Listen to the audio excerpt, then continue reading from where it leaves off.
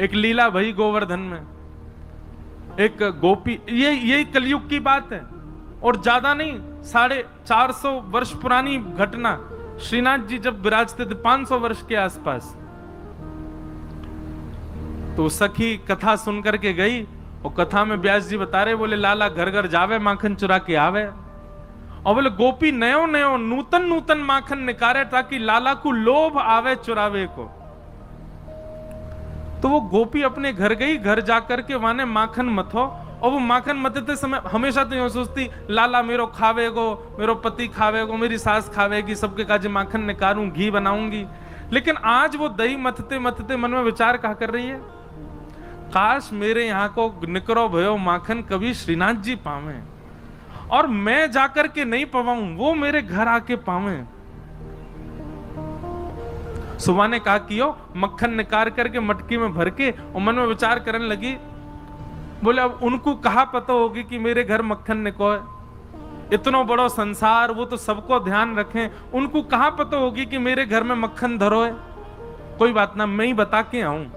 मक्खन की मटकी संग में लेकर के गई और श्रीनाथ जी के मंदिर में खड़े है के सब तो दर्शन कर रहे हैं, और वो दूर से मक्खन के ऊपर की मटकी को भाग हटाए के ऐसे ठाकुर जी को दिखा रही है, लाला धौरी गैया के दूध को जमाए करके दही बनाए और वाकू मत करके बढ़िया मक्खन निकारो मैंने, आहा ऐसी सुगंधी आ रही है, कोई को ना दूंगी मैं, तेरे काजे निकारो है, तू आजा घर पे आके या कुछ चोरी कर ले जा, मैं कोई सो ना कहूंगी, तू बस चोरी कर ले जा।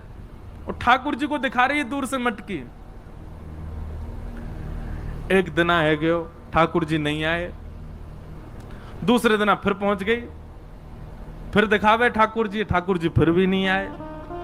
अब तो वहां को नियम बन गया, रोज मक्खन निकारे, और बोली मैं हूं देखूं कब तक नहीं आवे को, रोज पहुंच जाए और ठाकुर जी को मक्खन दिखावे। महाराज कल गुरु जी आए ना हमारे, बता रहे एक बात, ठाकुर जी के लार टपकन लगी होटल में से वाक्य मक्खन को देख करके।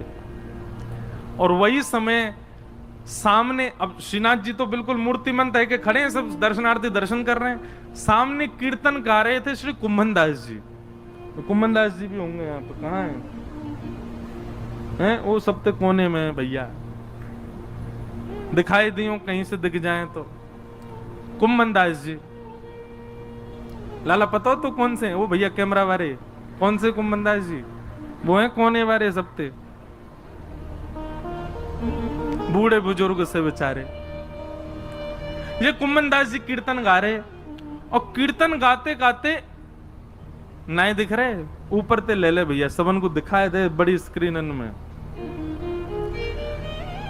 अब से यहां देखो सब लोग, जब देखें तब देखिए उन्हें। तो कुम्भन दास जी कीर्तन गा रहे, और कीर्तन गाते गाते कहा देखो ठाकुर जी के लार टपक रही है यहां पे, और लार टपकती देख के श्री कुम्भन दास जी मन में सोचने लगे, हो जय जय को कछु भोजन को मन कर रो दिखे। तो ठाकुर जी इन अष्ट सखाओं से बात करते थे, तो जैसे पर्दा आयो, कुम्भन दास जी पर्दा के भीतर झांक के बोले, जय जय कहा भयो, कैसे लार निकल रही है? तो ठाकुर जी बोले, एक गोपी आवे, रोज आवे, और रोज मटका में मक्खन लेके आवे, दूर से मुंह दिखावे, और मुंह को लोभ दे के जावे, तो या को पाके जा, या को पाके जा। देखे कुम्भन दास? हाँ भैया अब हटाए तो बस, दिख गए ना। अब सोचो ये कैसे बूढ़े बुजुर्ग से, इनसे ठाकुर जी लीला करते। अब ये पूरी वृत्तांत जो मैं आपको बता रहा हूं ना, यही रास है, इसी को ही रास कहते हैं।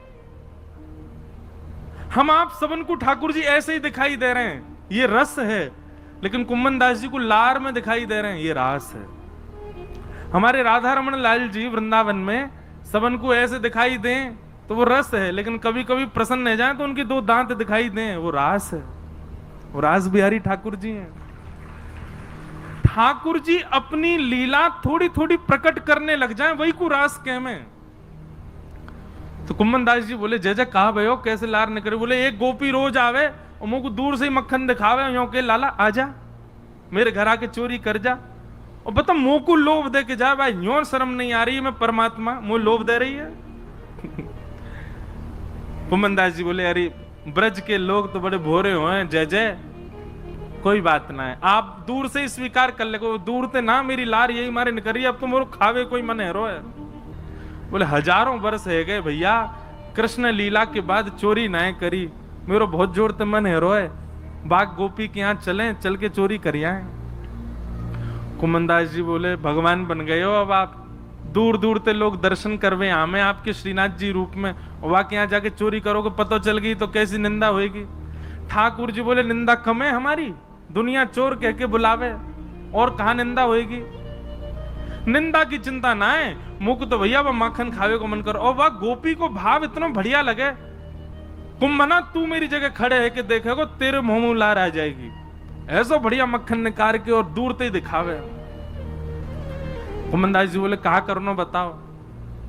बोले रात्रि में जैसी शयन है जाए मंदिर को, सोई तू पीछे खिड़की पे आ जाइयो, और मैं खिड़की से छलांग मार के बाहर आ जाऊंगा, तेरे कंधा पे बैठ के फिर दोनों चलेंगे चोरी करके आवेंगे।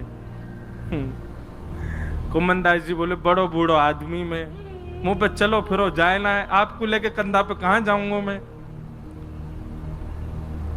ठाकुर जी बोले कुंभना तू बस एक बात, एक सूत्र अपना ले। बोले कहा शीघ्रता रखियो, बस देरी मत करियो, विलंब मत करियो, और जैसो मैं कहूं वैसो कर तो चलियो, बाकी सब मैं संभाल लूंगा, तू बस ले चल मुझे। रात्रि में मंदिर कपाट बंद है गए, शयन है गए, सब दर्शनार्थी अपने अपने घर चले गए, मंदिर के सेवायत सब चले गए। वास में कुमनदास जी मंदिर के पीछे खिड़की पर जाके खड़े भये और शयन के वस्त्र धारण किए, थोड़ी छोटी सी पाग पहन रखी है, गले में 2 माल धारण कर रखी हैं, बढ़िया गुलाब को इत्र लगा रखो, पीतांबरी पहनी। श्रीनाथ जी ने अपने मूर्तिमंत रूप को सचल बना लियो, हाथ पांव सब सीधे है गए ठाकुर जी के, और खिड़की से ऐसे निकल करके बाहर आए, कुमनदास के कंधा पे बैठ गए, दोनों पांव लटका लिए और सिर पकड़ करके ठाकुर जी ऊपर बैठ गए। अब छवि देखो कितनी सुंदर। अब ठाकुर जी कह रहे हैं कुम्भना हाँ यहाँ से सीधो चल, आगे पोखर आएगी बात दाएं को मुड़ जाइयो, पर वहां आगे तो बाएं को मुड़ जाइयो। कुमनदास जी तुम कब हुआ है वाकई यहाँ। बोले मैं गयो ना हूं, वो गोपी रोज आके मुझ को बता के जावे कि मां मेरो घर है, आ जाइयो लाला। कुमनदास जी के नेत्रों में आंसू आ जाते, आहा कितने बड़भाग, ये लीला मेरे साथ घट रही है, मुझे अनुभव हो रहा है, कितना कितना सुख है मेरे लिए। और ठाकुर जी कुमनदास जी के संग गए और वह गोपी के घर में ऊपर से छत पे प्रवेश कर गए, सब सो रहे हैं गहरी निद्रा में, और ठाकुर जी कह रहे हैं अचक अचक के चल, आवाज मत करियो नहीं तो आ जाएगी गोपी। ओ देख कुंभना वो टंग रही मटकी, ले चल बा के पास। कुमनदास जी पाम पकड़ रखे, नेक नेक से पाम है ठाकुर जी के, पाम पकड़ करके ले गए। सोई ठाकुर जी ने अधर सिर पकड़ करके यहाँ तो दोनों पाम रख लिए, और सिर को नेक छोड़ के अपनो नेक बैलेंस संभालो गिर नहीं जाऊं, और तुरंत वो मटकी पकड़ ली, छीका पे लटक रही ऊपर। अब तो ठाकुर जी निकार निकार करके प्रेम सो पामे। कुमनदास जी बोले अकेले कृपाओगे नेक दे दो नीचे प्रसाद। सो ठाकुर जी मक्खन लेके अपनी जीभ से चाटे और अपनो झूठो मक्खनी ऐसे नीचे हाथ करके गए ले कुंभना।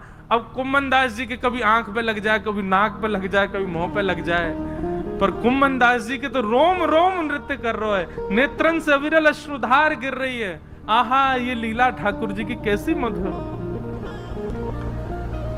कुमनदास जी बोले नेक देखूं तो सही है चोरी की लीला है कैसे रही है। तो कुमनदास जी ऐसे पाम पकड़ के जैसे ही ऊपर देखने लगे, सो महाराज ठाकुर जी तो मक्खन निकार निकार करके पा रहे हैं, और ठाकुर जी की धोती है का वो ढीली है कि नीचे को खिसक रही है। कुमनदास जी बोले जय जय जय जय संभालो, हो है जाएगी नहीं तो हो। जैसे ही कुमनदास जी ने कही सोई ठाकुर जी ने 4 भुजा प्रकट कर ली, 2 भुजा से तो धोती पकड़ के खड़े और 2 भुजा से मक्खन चुरा रहे हैं। बोले चतुर्भुज भगवान की। कुमनदास जी बोले चतुर्भुज बहुत देखे लेकिन ऐसा नहीं देखो, 2 भुजान ते धोती पकड़ के खड़ो है और 2 भुजान से मटकी से मक्खन चुरा रहे है। और वह छवि को देख करके कुमनदास जी तो अपनो सब बेसुध है गए। ठाकुर जी के पाम वाम सब छोड़ छाड़ दिए। अब तो वो तो बिल्कुल महाराज ढीले से पड़ गए, बेहोशी सी आ रही है उनको देख करके कि ये लीला मेरे संग क्यों है रही है। ठाकुर जो ए कुंभना तू हिलकाई करो, ए कुंभना ऐसे मत कर, मटकी गिर जाएगी। अब कुंभन दास जी तो मूर्छा में आ गए, ठाकुर जी के हाथ से मटकी गिर गई और जैसे ही फूटी घर के सबरे लोग चोर चोर चोर आ गए हो, चोर आ गए हो, चोर आ गए हो। कुंभन दास जी तो नीचे गिर गए, ठाकुर जी ने छींका पकड़ रखो, लटक गए ऊपर। और लटके लटके ठाकुर जी ने देखी भाई आज पकड़े जाएंगे, तो जोर की एक छलांग मारी और ऊपर से भाज के महाराज ठाकुर जी तो भाज गए, कुंभन दास वहीं रह गो। इतने में गोपी आई, गोपी ने आके कही कौन चोर है, यहां में डंडा दो। 2-4 डंडा मार दिए महाराज, लेकिन कुंभन दास जी को कहां पीड़ा होनी। जब लालटेन जला करके देखी तो गोपी बोली ये तो कुंभन दास बाबा है, मंदिर में कीर्तन गावे। अरे बाबा मैं तो मक्खन को ले जाती कि लाला भोग लगावे आएगो, और तू आगो यहाँ चोरी करवे, शर्म ना आई तो कु है बुढ़ापे में चोरी करे। कुंभन दास जी के तो नेत्रों से आंसू बह रहे हैं। नेत्र खोल करके जब कहा कौन सी गोपी है तुम में ते जो मक्खन लेके जावे, तो गोपी बोली मैं हूं, मैं लेके जाऊं। मैं ही कहती लाला ते लाला का उदना आ जा, लाला तो आयो नहीं, जो बूढ़ो पड्डा आगो मेरे घर।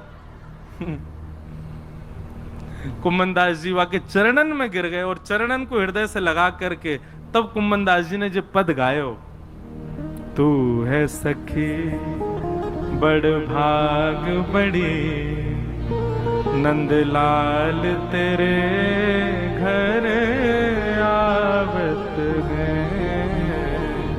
तू है सखी बड़ भाग बड़े, सब लोग गाओ, नंदलाल तेरे घर आवत है। ये रास है, इसको रास कहते हैं, नृत्य को रास नहीं कहते। तू अपनो श्रृंगार करत है, तू अपनो श्रृंगार करत है। ये दर्पण हाथ दिखावत है, ये दर्पण हाथ दिखावत है। तू है सखी बड़ भाग बड़ी, गोपाल तेरे घर आवत है।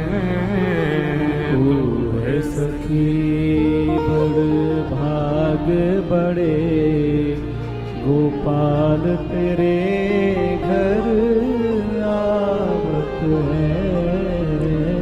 निज कर गूथ सुमन के गजरा, निज कर गूथ सुमन के गजरा।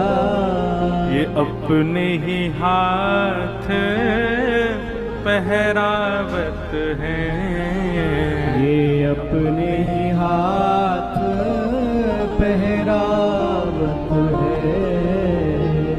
तू है सखी बड़ भाग बड़े, गोपाल तेरे घर आवत है। तू है सखी बड़ भाग बड़े, गोपाल तेरे घर। अरे सखी मैं ना आया हूं तेरे घर चोरी करवे, जाकू तू लोभ दे के आई वही आया हूं मेरे संग में। गोपी बोली सांची कहो बाबा, बोले सांची कह रहा हूं। अरे भैया मैंने दुनिया ते उनके यश सुने पर उनते तेरो यश सुनो। तू कैसे दही मत है, कैसे मक्खन को भरे, कैसे लेकर के जावे, और तू कैसे कैसे अपने घर को पूरा मार्ग बतावे, वो सब ठाकुर जी अपने मुख से मुख को सुना रहे। हर कोई उनको यश गावत, हर कोई उनको यश गावत।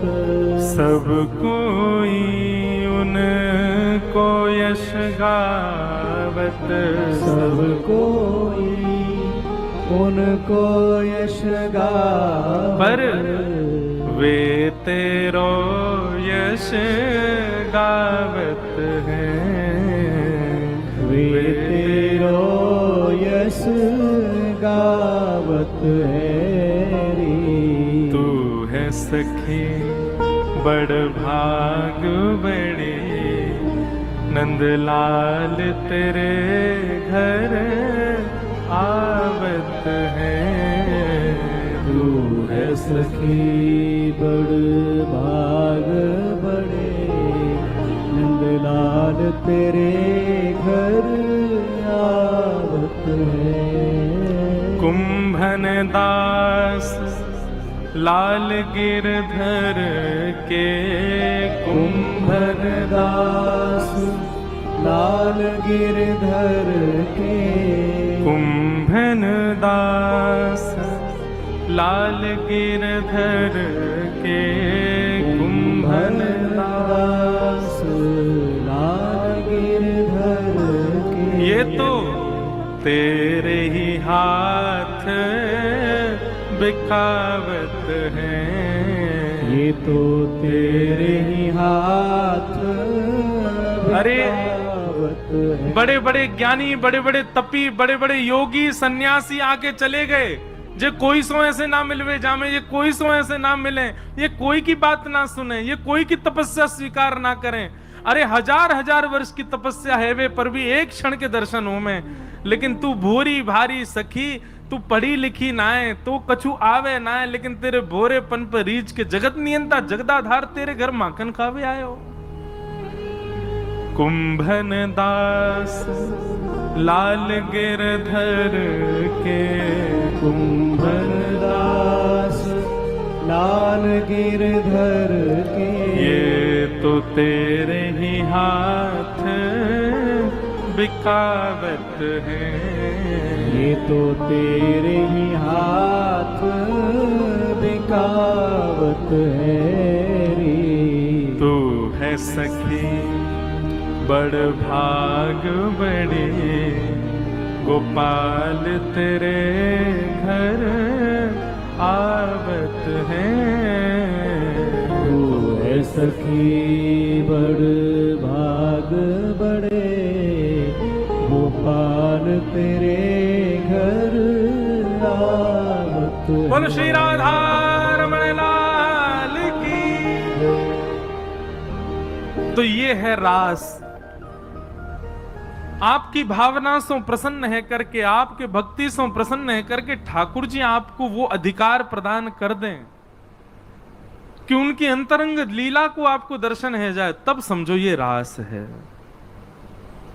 तो रस से प्रारंभ है हमारी भक्ति। अभी हम रस में स्थित हैं। अभी हम जैसो खवा में ठाकुर जी खा लें, जैसो पहना में पहन लें, जहां ले जाएं वहां चले जाएं, पर यही परिवर्तित है जाए कि ठाकुर जी स्वयं आकर के मुझको तो जे बना के खवा, मैं तो वो खाऊंगा, मैं तो जे पहनूंगा, मैं तो वहां जाऊंगा, मैं तो यूं करूंगा। इसी को रास कहते हैं।